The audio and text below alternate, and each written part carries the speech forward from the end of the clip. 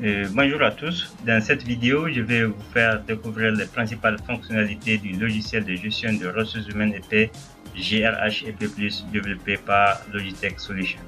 Pour accéder aux fonctionnalités du logiciel, il faut d'abord s'identifier. Là, vous allez saisir le nom d'utilisateur, puis son mot de passe, et vous cliquez sur Connexion. Bien connecté.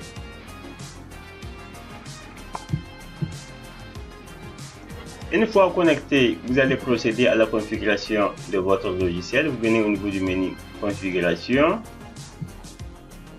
Vous allez d'abord configurer votre société ou ONG. Vous allez cliquer sur Société par ONG.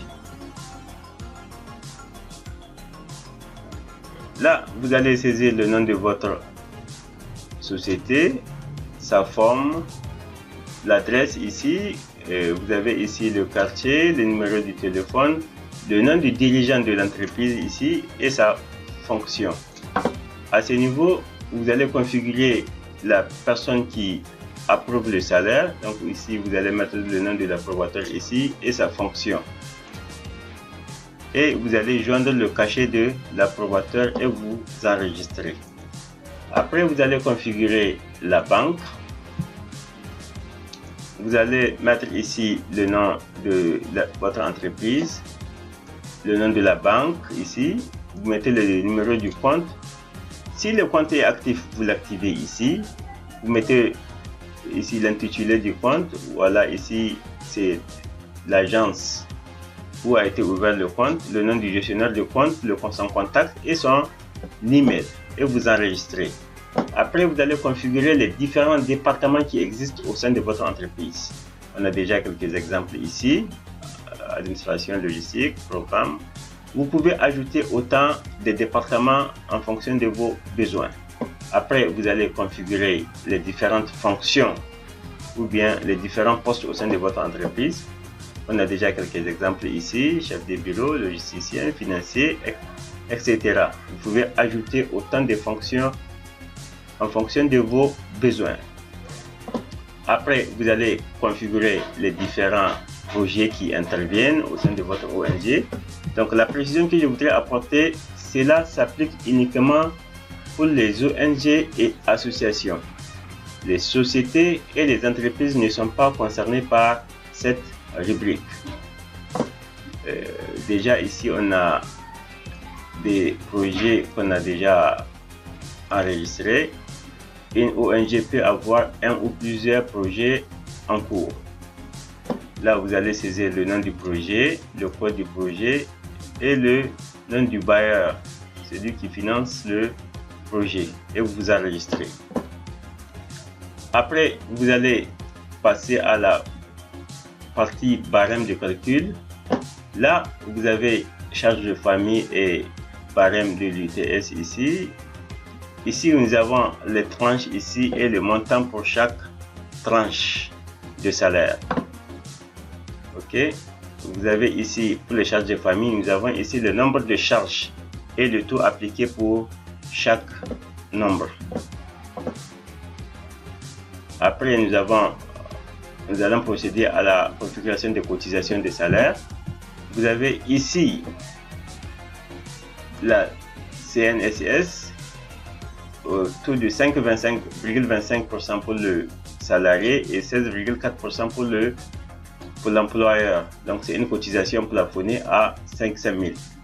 Vous avez ici la NPE qui est de 1% pour l'employeur. C'est une cotisation plafonnée également à 500 000 francs.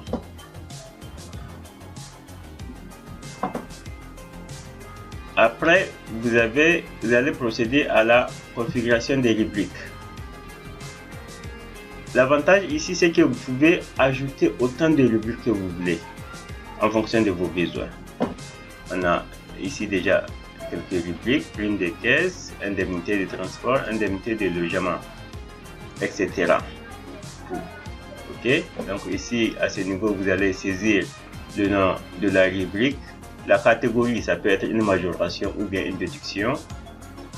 Le type, ici vous avez prime, indemnité, avantage en nature, heures supplémentaires, indemnité de dépaysement, etc.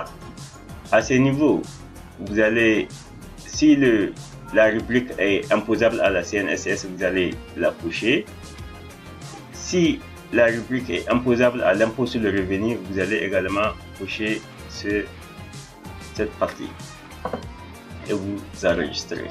Après la configuration de votre logiciel, vous allez passer à la partie ressources humaines. Là, vous cliquez sur le menu ressources humaines.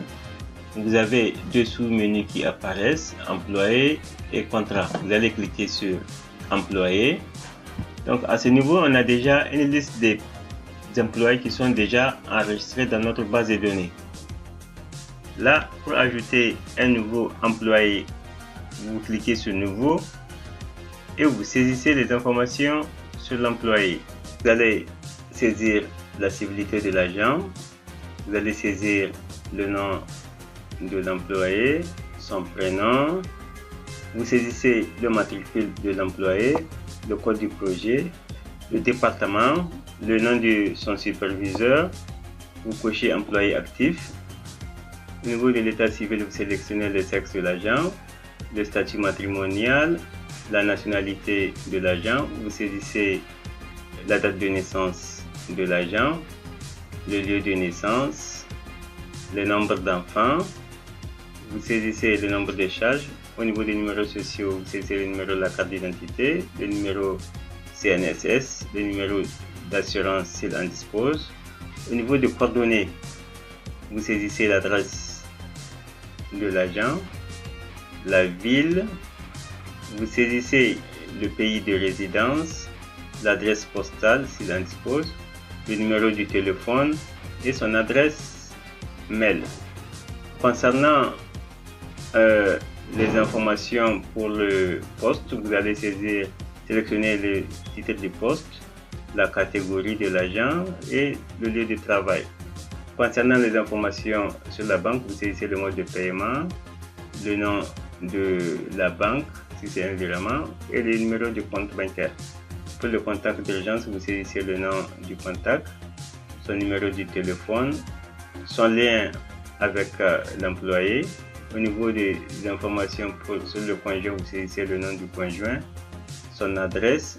Si il travaille, vous saisissez le nom de l'employeur. Au cas contraire, vous mettez ménagère.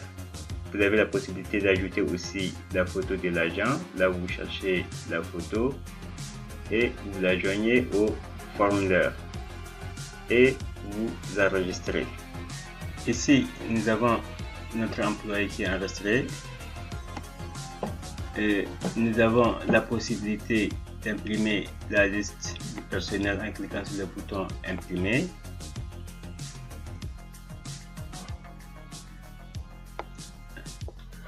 On a déjà notre liste. Au besoin, on peut faire aussi export vers Excel en cliquant sur le bouton export vers Excel. Une fois notre employé enregistré, nous allons partir à la partie contrat. On clique sur le bouton contrat, toujours au niveau des ressources humaines. Ici, nous avons déjà une liste de contrats enregistrés. Pour enregistrer un nouveau contrat, on clique sur le bouton nouveau. À ce niveau, trois possibilités se présentent. On a nouveau contrat, renouvellement du contrat, avenant du contrat. Ici, il s'agit d'un nouveau contrat. Donc on sélectionne nouveau contrat et on clique sur OK. Une fois le formulaire ouvert, nous allons chercher le matricule de l'agent. Ok, on a déjà notre agent ici qu'on avait saisi sur notre liste des employés. Ok, maintenant on met la date d'entrée au sein de l'entreprise. Donc on met le 1er. La prime d'ancienneté, s'il peut bénéficier d'une prime d'ancienneté, vous allez cocher. Maintenant, le type de contrat, vous allez sélectionner le type de contrat. On prend CDD ici. Le salaire de base, on saisit le salaire de base de l'agent. Au niveau de la durée du contrat, on prend le début du contrat et également la fin du contrat. La date de fin du contrat, ok. Le nombre de congés pris, on met 0, déjà c'est un nouveau agent. La période d'essai, s'il y a une période d'essai, vous allez sélectionner la période, ok, on prend du 1er au 31 du mois. Le nombre d'heures de travail par semaine, 40 heures. Pour ajouter les majorations et déductions de salaire, vous allez cliquer sur rubrique de paie et vous ajoutez les primes, indemnités et autres avantages apportés à l'employé. Nous allons revenir sur cette partie un peu plus tard. Maintenant, une fois les informations sur le contrat saisies, vous allez l'enregistrer. Là, vous avez votre contrat qui est enregistré. Vous avez la possibilité d'imprimer la liste des contrats. En cliquant sur le bouton imprimer, vous pouvez faire export vers Excel. Vous pouvez imprimer le contrat de travail, l'attestation de travail et vous pouvez également vérifier les fins de contrat. Donc en cliquant contrôler les fins de contrat, vous allez sélectionner le mois et l'année et vous cliquez sur imprimer. Et là, il va vous faire ressortir tous les contrats qui seront à terme en fin décembre. Ici, on a 4 contrats qui prennent fin à la fin du mois de décembre 2025. Maintenant, nous allons passer à la saisie des bulletins de paie. Pour cela, vous allez venir au niveau du menu gestion de paie, vous cliquez là-dessus. Vous avez ici 3 sous-menus qui apparaissent, calcul de paie, journal de paie, gestion de période. Avant toute chose, il faut d'abord ouvrir la période de paie. Là, vous cliquez sur gestion de période. Vous sélectionnez la période de paie. Nous avons sélectionné la période du mois d'octobre ici. Vous cliquez ouvrir la période. Vous sélectionnez la date de paiement. On prend le 30 du mois. Et vous cliquez sur enregistrer. OK. Maintenant, vous allez revenir au niveau de calcul de paie. Vous cliquez là-dessus. Ici, vous avez le mois de paie qui se positionne automatiquement. Vous avez la date de paiement ici. Maintenant, vous allez sélectionner l'employé. On sélectionne l'employé et vous cliquez sur calculer le bulletin. Et là, vous avez votre calcul qui est effectué automatiquement. Vous avez les lignes de salaire ici et les autres détails du calcul du salaire. Maintenant, vous allez enregistrer le bulletin. Enregistrer. Maintenant, vous avez la possibilité de consulter le bulletin en cliquant sur le bulletin de paie ou passer au niveau du journal de paie. À ce niveau, vous avez votre bulletin de paie ici qui est en haut. Vous avez la possibilité de le consulter ou de l'imprimer. Pour imprimer le bulletin de paie, vous allez le sélectionner et vous cliquez sur bulletin de paie. Là, vous avez votre bulletin de salaire. Ce que je vais vous montrer maintenant, c'est comment ajouter les rubriques. Vous allez cliquer sur rubrique de paie.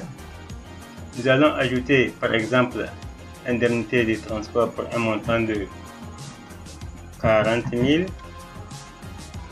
Rubrique permanente, on l'ajoute ici. On ajoute par exemple indemnité de logement pour un montant de 50 000. OK. Rubrique permanente également, on l'ajoute ici. On prend avance sur salaire par exemple pour la période, pour un montant d'abord de 50 000. OK. Pour la période du mois d'octobre. OK. On l'ajoute ici, on fait sauvegarde. On ferme ici, on ferme ici. Maintenant, nous allons recalculer notre bulletin de salaire. On fait calculer. Vous voyez ici l'indemnité de transport, l'indemnité de logement et l'avance sur salaire qui apparaissent dans le calcul de salaire. Maintenant, vous allez modifier. On clique sur modifier. OK. Nous allons revenir au niveau de notre journal de paie pour réimprimer le bulletin de salaire pour voir. Nous allons réimprimer. OK. Vous avez votre bulletin de salaire ici avec les lignes indemnité de transport et indemnité de logement et avance sur salaire qui sont prises en compte dans le calcul de salaire. Maintenant, ce que je vais vous montrer, c'est comment calculer le solde de tout compte. Vous allez venir au niveau du contrat. Déjà ici, on a un agent dont le contrat prend fin le 31 octobre. Nous pouvons vérifier cela en cliquant sur le mois d'octobre ici. On choisit l'année 2025, on clique sur imprimer. Là, nous avons notre agent dont le contrat prend fin le 31 octobre 2025. Il s'agit de Salifou Amidou. Nous avons notre agent ici. On clique sur le bouton éditer. S'il y a des indemnités à lui verser, genre congé payé non pris et autres avantages, vous allez cliquer sur rubrique de paie et vous les ajoutez. Maintenant, pour solder le compte, vous allez cliquer solde de tout compte ici. Vous cochez solde de tout compte. Vous sélectionnez la date de sortie, puis vous validez.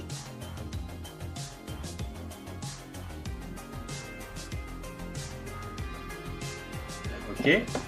Maintenant, vous allez venir au niveau de gestion de paie, au niveau du calcul de paie. Vous allez choisir, sélectionner du moins votre agent. Il s'agit de Salifou Amidou.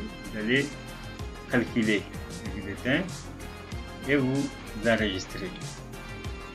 Vous pouvez consulter le bulletin au niveau du journal ici. On a notre agent ici. On le sélectionne et on clique sur bulletin de paie ici pour voir le bulletin. Là, on a notre bulletin de paie ici. En haut, solde de tout compte. À présent, nous allons calculer le salaire du mois pour le reste des employés. Là, on vient au niveau de calcul de paie. On sélectionne l'employé. On calcule le bulletin et on enregistre. Puis on clique sur nouveau, on sélectionne un deuxième employé, on calcule le bulletin et on enregistre jusqu'à la fin de notre liste.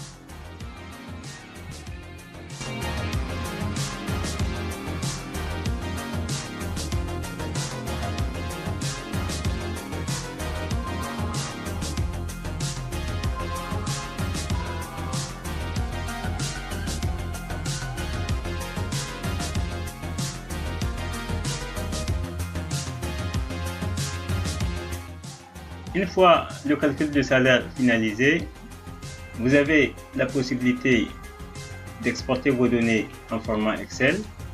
Vous pouvez toutefois imprimer votre journal de paie en cliquant sur journal de paie. Vous avez ici votre journal de paie pour le mois d'octobre 2025. Vous avez ici le bouton approuver. Ici, seule la personne désignée pouvez approuver le salaire du mois. Nous allons essayer, vous allez voir. Ici, on dit vous n'êtes pas autorisé. Nous allons nous connecter au compte de l'approbateur. Mais avant ça, nous allons d'abord ouvrir le bulletin de paie pour vous montrer à quoi ça ressemble avant l'approbation. Vous avez ici votre bulletin de paie, mais qui n'est pas signé par le responsable. Nous allons nous déconnecter de ce compte.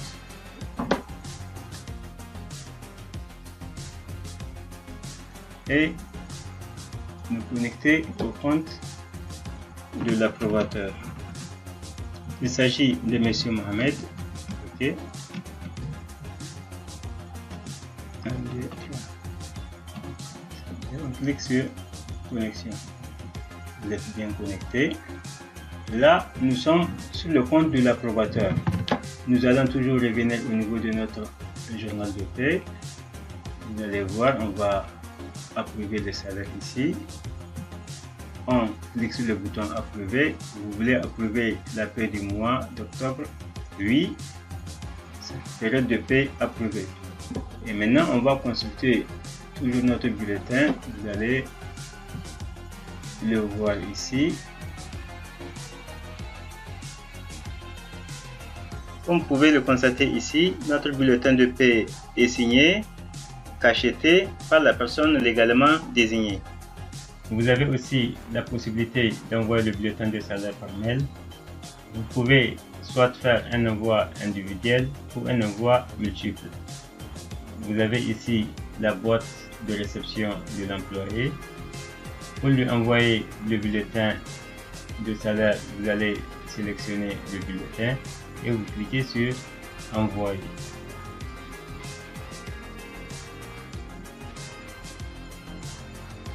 Vous avez ici le message de notification bulletin envoyé. Nous revenons au niveau de la boîte de réception de l'employé. On actualise la page.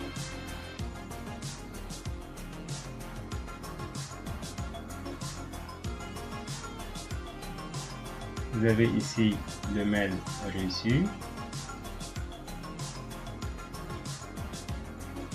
Vous avez ici le mail avec le bulletin de salaire attaché. Pour télécharger le bulletin de salaire, vous allez cliquer sur téléchargement.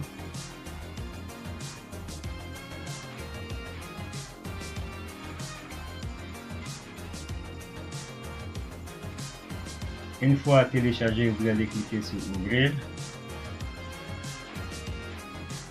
pour afficher le bulletin. Vous avez ici votre bulletin de salaire.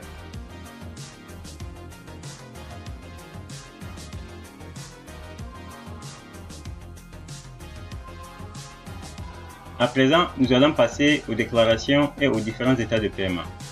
Pour cela, on vient au niveau du menu états principaux.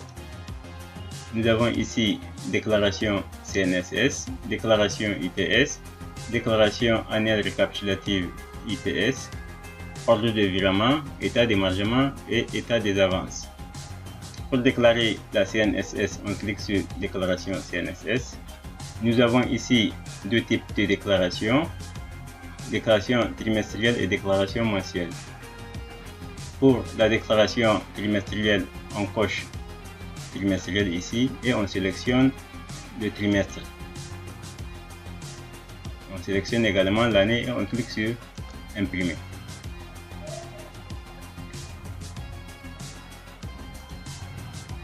Nous avons ici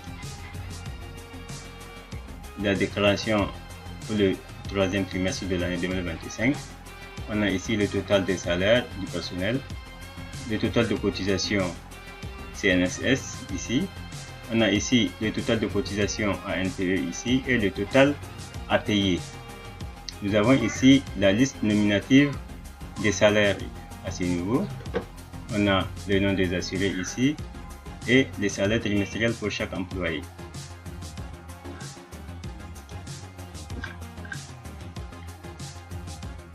Pour la déclaration mensuelle, on coche mensuel ici et on sélectionne le mois à payer. On prend ici octobre 2025.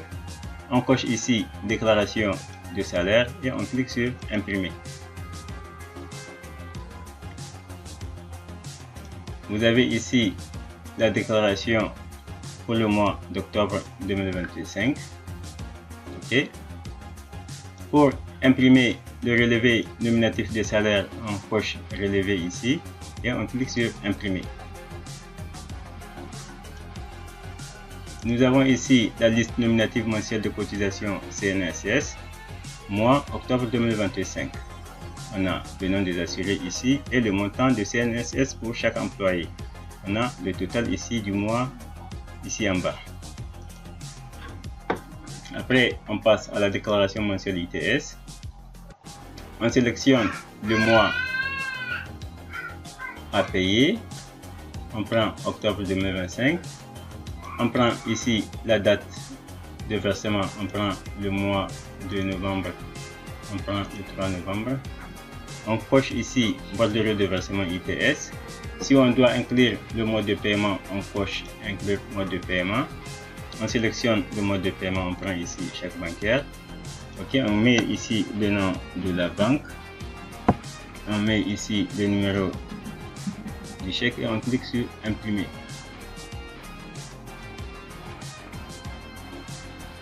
Nous avons ici notre bordereau de versement de l'ITS pour le mois d'octobre de l'année 2025.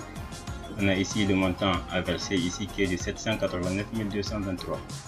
On a ici les modalités de paiement. On a mode de paiement chèque bancaire, la banque BOA et le numéro du chèque.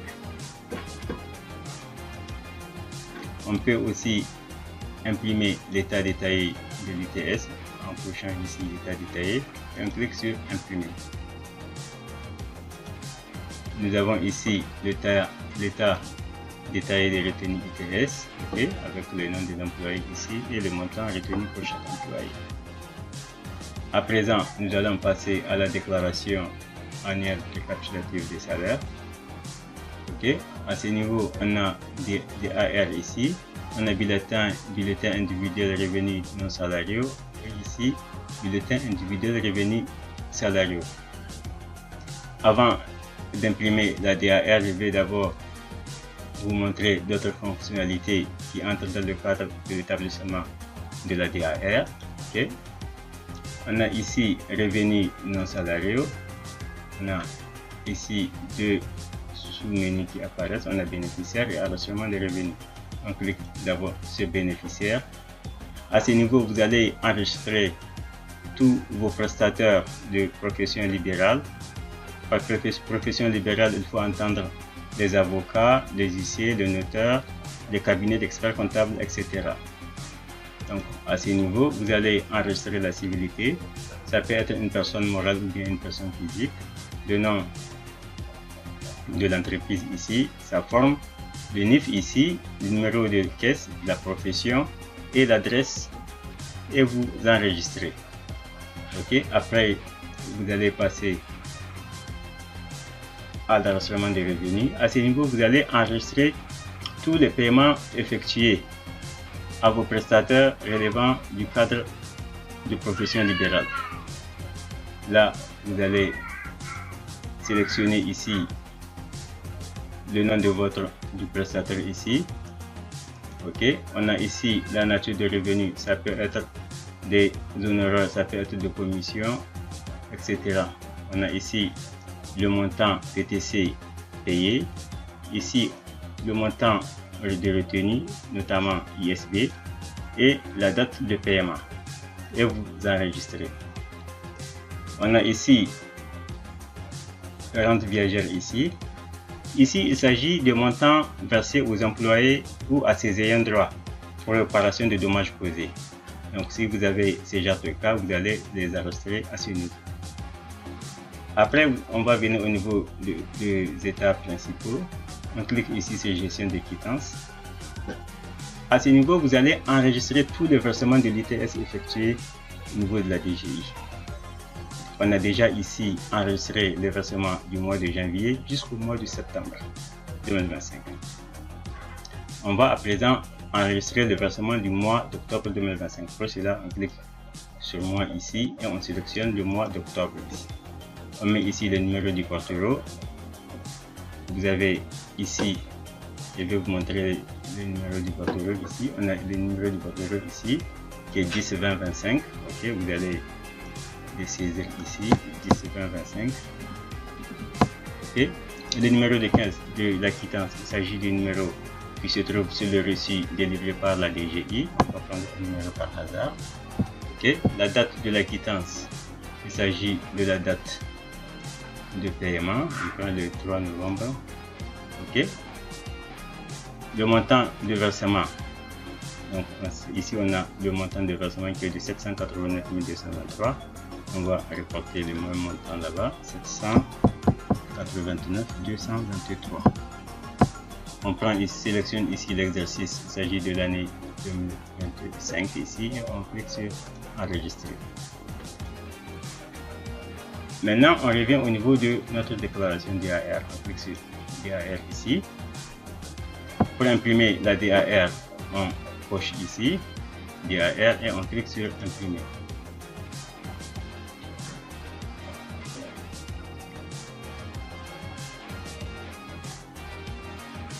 Nous avons ici notre DAR généré par le système. Ok, ici en haut nous avons ici l'identification de l'entreprise ici. Ici c'est le retenu effectué pour chaque employé. On a le nom des employés ici et le montant de retenu ici à ce niveau. Au niveau du verso, on a ici la suite des retenues pour les employés. Ok, le total de déclaration ici à ce niveau. Ok, à ce niveau on a les différents versements effectués au niveau de la DGI. Ok, on a le montant ici de 5 839 407, le montant de versement au titre de l'année 2025 qui correspond au même montant ici déclaré. À ce niveau, vous avez ici les paiements effectués à vos prestataires relevant de professions libérales. Ok. Maintenant, vous allez imprimer les bulletins individuels devant accompagner votre DAR. On clique sur bulletin individuel, on clique sur imprimer.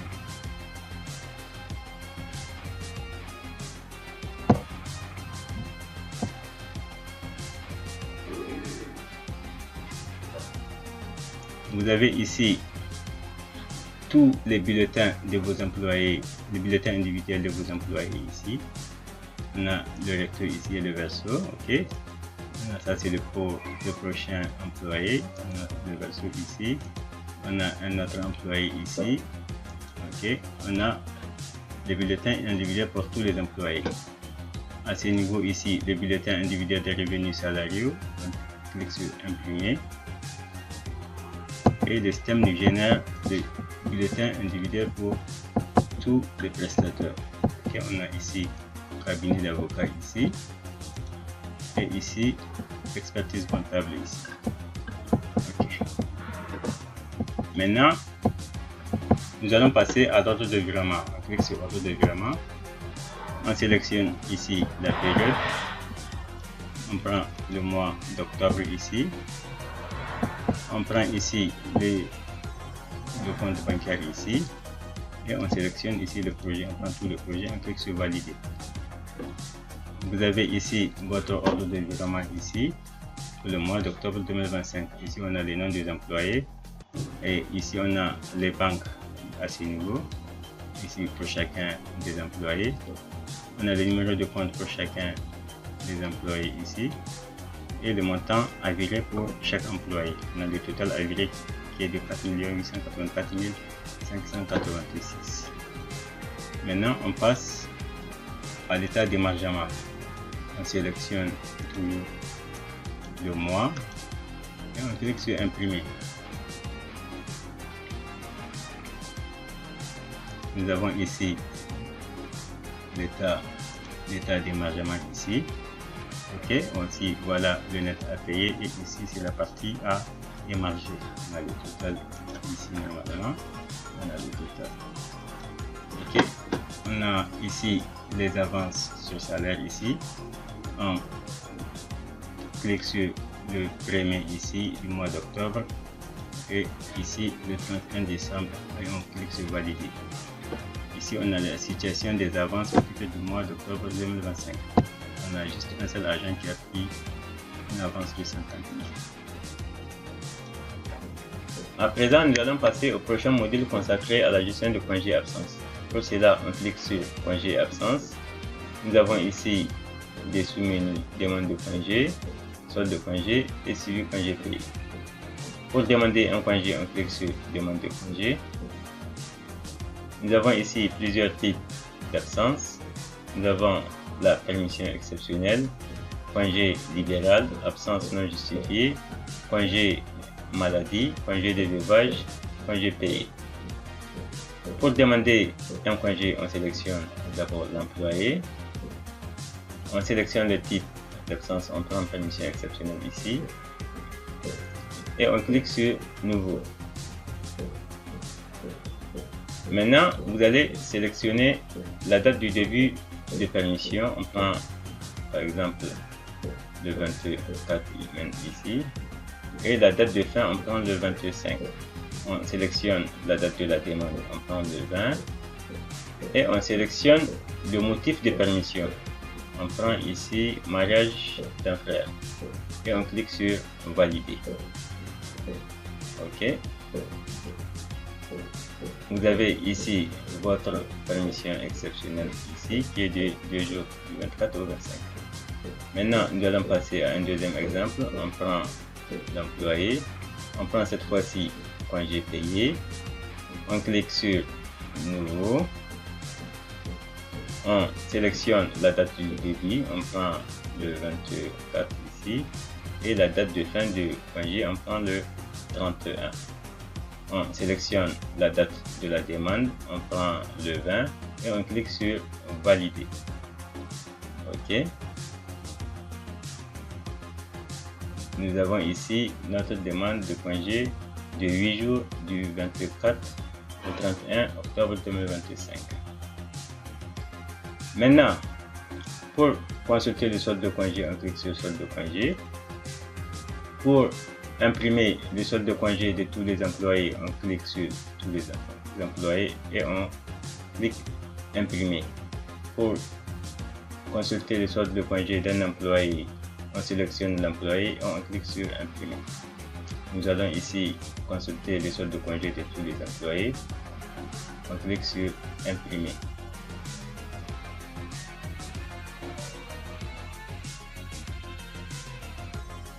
Vous avez ici le solde de congé de tous vos employés et on a le nom et prénom ici.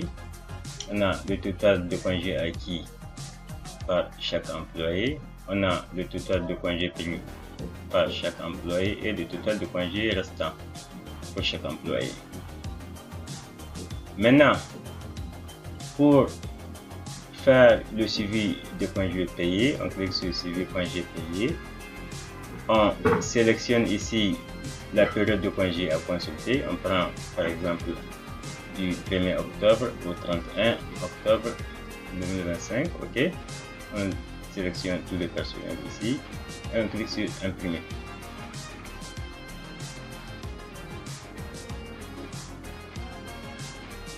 Vous avez ici le suivi de congé pour la période du 1er au 31.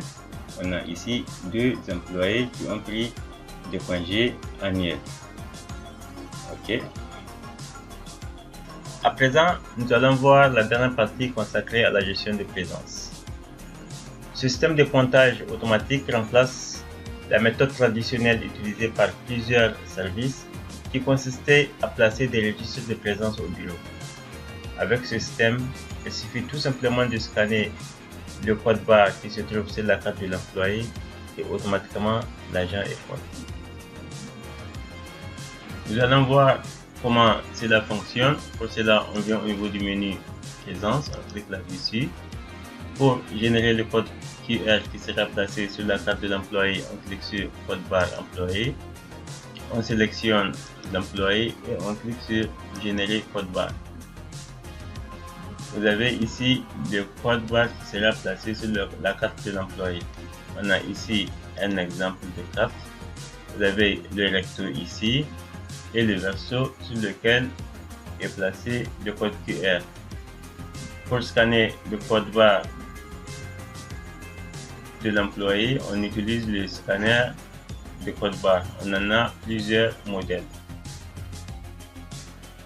Maintenant, nous allons passer au pointage de l'employé. Vous avez ici 2 onglets, pointer l'entrée et pointer la sortie.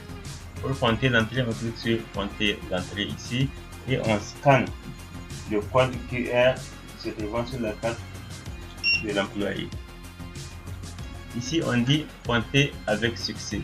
Vous avez ici le matricule de l'employé, le nom de l'employé, la date de pointage, l'heure d'arrivée ici 1h09 minutes 48 secondes. Au niveau de l'heure de départ, on dit en attente. C'est seulement quand l'employé va sortir que l'heure de départ sera enregistrée. Nous allons passer au pointage de la sortie de l'employé. OK. On fait le même exercice. On scanne la carte de l'employé. OK. On dit pointer avec succès. Comme vous pouvez le constater, l'heure de départ est enregistrée. On a ici l'heure d'arrivée qui était de 1h09 minutes 48 secondes. Et on dit heure de départ 1h10 minutes 26 secondes. À présent, nous allons passer au relevé de présence. À ce niveau, vous pouvez imprimer le relevé de présence de l'employé. On prend par exemple du 1er au 31 du mois. On sélectionne l'employé ici. OK. Nous allons prendre notre employé et on clique sur imprimer. Vous avez ici le relevé de présence de l'employé pour la période du 1er octobre 2025 au 31 octobre 2025. On a le nom de l'employé ici. On a l'enregistrement ici. On a un seul enregistrement ici parce que c'est le seul qu'on a. Enfin, vous avez ici le tableau de bord d'analyse des ressources humaines. Vous avez ici l'effectif des employés qui sont au nombre de 13. On a ici la répartition par sexe. On a 8 hommes ici qui représentent 62% et 5 femmes qui représentent 38%. On a ici le salaire moyen. On a à ce niveau l'âge moyen. Vous avez ici la répartition par projet. On a le projet 33428 qui a plus d'effectifs, qui sont au nombre de 8. On a ici la répartition par statut matrimonial.